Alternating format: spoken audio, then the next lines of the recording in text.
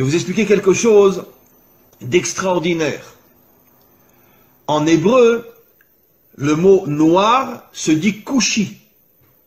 Alors bien sûr, vous ne connaissez pas l'hébreu, mais faites-moi confiance. Le mot kushi s'écrit en hébreu kaf vav shin yud. Kaf vav, vous savez qu'en hébreu, chaque lettre a une valeur numérique. Ce qui nous permet de pouvoir faire des correspondances entre des mots différents s'ils ont la même valeur numérique. C'est un des génies de l'hébreu, de pouvoir expliquer le sens d'un mot par rapport à un autre mot qui a la même valeur numérique. Alors, les deux premières lettres du mot kushi, qui veut dire noir en hébreu, c'est kaf vav, qui a pour valeur numérique 26. 26 est la valeur numérique du nom de Dieu. Le nom de Dieu tel qu'il ne se prononce pas, parce qu'on attend la délivrance pour le prononcer véritablement, c'est un Yud, un Vav, un Yud, un He, un Vav et un He. Et ce nom de Dieu qui figure dans toute la Torah en hébreu a pour valeur numérique 26. Après vous avez Ku, donc Kaf Vav, le nom de Dieu, le véritable nom de Dieu, le véritable nom de Dieu dans le mot, donc qui fait allusion aux Africains, aux Noirs.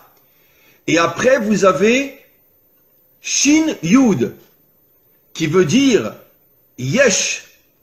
Ça veut dire que Kushi signifie Yesh Hashem, il y a Dieu. Ça veut dire que dans l'Africain se trouve Dieu. C'est absolument incroyable. Dans les peuples africains se trouve le Dieu authentique qui a pour nom Yudke Vavke. Incroyable. Ça veut dire que caché à l'intérieur des peuples africains se trouve le véritable Dieu. Et c'est pour ça que en hébreu on appelle le noir Kushi, qui fait allusion à Yesh Havaye, Dieu se trouve à l'intérieur des peuples africains. Incroyable. Mais vous devez au fur et à mesure prendre conscience que vous devez vous réveiller. Vous devez dévoiler la dimension royale qu'il y a en vous. Vous devez vous débarrasser de vos habits d'humiliation, d'esclavage, etc. Et prendre conscience que le masque qu'on a voulu vous coller, c'est justement pour vous empêcher de devenir ce que vous devez être. Et vous allez devenir ce que vous devez être. Mais pour ça, encore une fois, il faut vous renforcer sur le plan spirituel, sur le plan moral, et petit à petit sur le plan des actions aussi. Il est grand temps, et je sais que ça se fera un jour, où les peuples africains se révolteront contre toute la dictature blanche qui exploite toutes les richesses des Africains.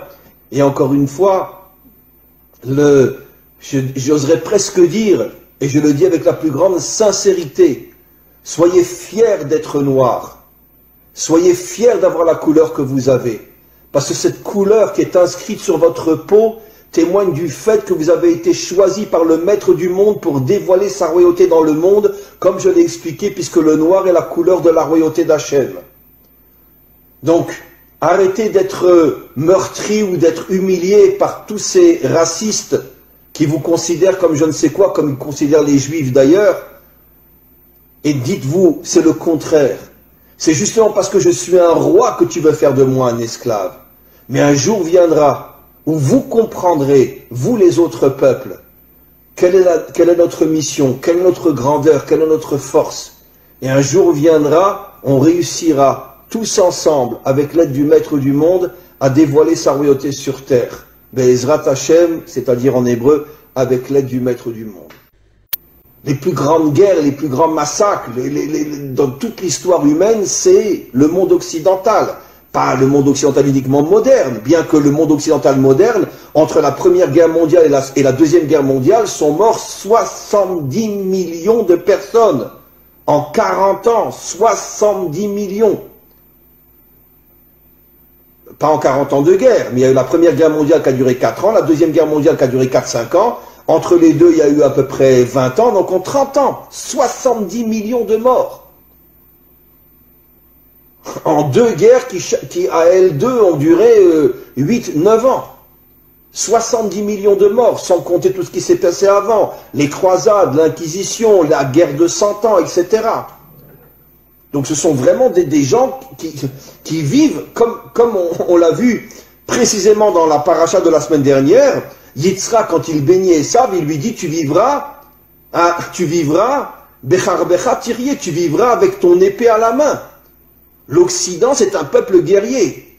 D'ailleurs, j'expliquerai ce soir dans un autre cours qui sera aussi sur mon site, qu'en vérité, c'est la raison pour laquelle le monde occidental a adopté la religion chrétienne qui ne parle que d'amour et de bonté pour se créer une vitrine et cacher son véritable caractère. Parce que justement, le monde occidental est tellement violent, il est tellement assassin et meurtrier, qu'ils ont eu besoin de se créer une religion qui va nous faire croire tout le contraire de ce qu'ils sont véritablement sur le terrain.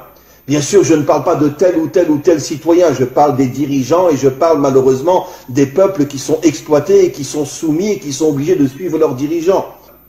Mais quoi qu'il en soit, le monde occidental s'est attaqué comme jamais personne au peuple noir, parce qu'il semblerait que dans le subconscient ou même dans le conscient des dirigeants occidentaux, ils savaient que le peuple noir avait une mission qui allait mettre fin à toutes les dictatures et à tout le mal qu'il y a dans le monde, à toute cette corruption qu'il y a dans le monde, et c'est la raison pour laquelle ils ont tout fait pour les transformer en esclaves.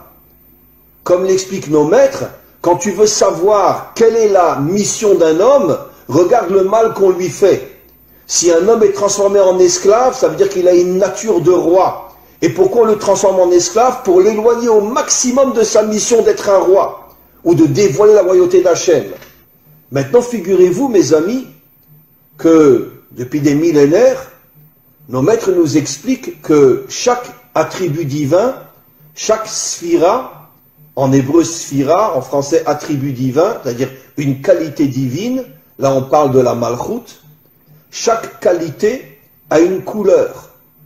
Et figurez-vous, quelle est la couleur de la malchoute? Noir. La couleur de la malchoute, c'est le noir.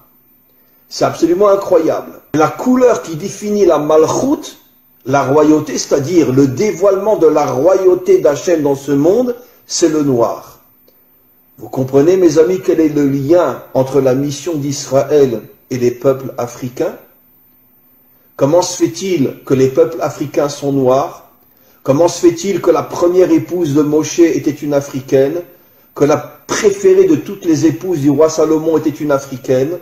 Comment se fait-il qu'Israël a reçu pour mission de dévoiler la royauté d'Hachem dans ce monde et qu'il y a sur terre la couleur noire?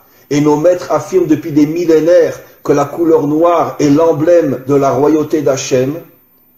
Eh bien, mes amis, vous comprenez quelque chose d'absolument incroyable. Que les peuples noirs, eux aussi, comme Israël, sont en première ligne du dévoilement futur d'Hachem en tant que dirigeant de ce monde. Mi chamocha ba'elim Hachem, qui est aussi grand que toi, Dieu du monde? C'est lui qui a dit ce verset-là. C'est-à-dire, c'est lui qui a reconnu la grandeur de Dieu. Et nos maîtres nous disent que cela fait allusion à la délivrance finale, où toutes les nations reviendront vers Dieu et diront « Qui est puissant comme toi, maître du monde ?» Mais moi, ce que je rajoute, c'est qui a dit ça? Qui est le modèle de la délivrance finale au niveau des nations? C'est Pharaon. Et nos maîtres nous disent Pharaon était un Africain, un Noir.